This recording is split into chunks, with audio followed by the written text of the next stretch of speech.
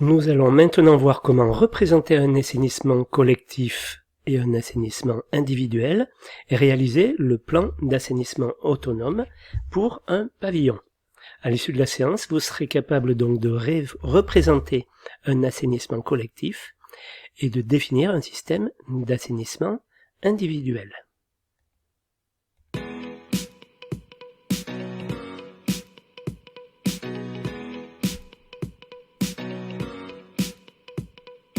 Bonjour à tous, je me présente.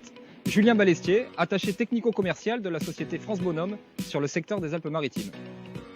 On va parler d'ANC. Tout d'abord, qu'est-ce que l'ANC ?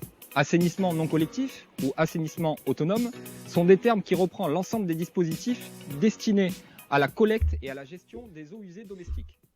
Ils se composent en deux filières, la filière traditionnelle, qui est la fosse septique traditionnelle avec l'épandage, et la filière dite agréée, qui comprend les microstations et les filières compactes. Quelles sont les différences entre ces deux filières ?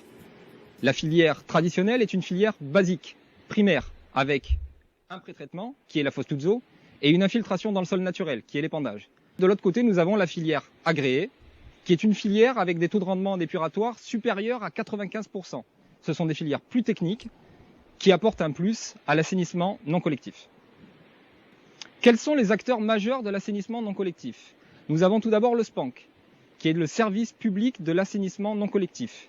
Comme il est dit dans le titre, le SPANC, service public local, a pour mission de réglementer et de contrôler les assainissements non collectifs.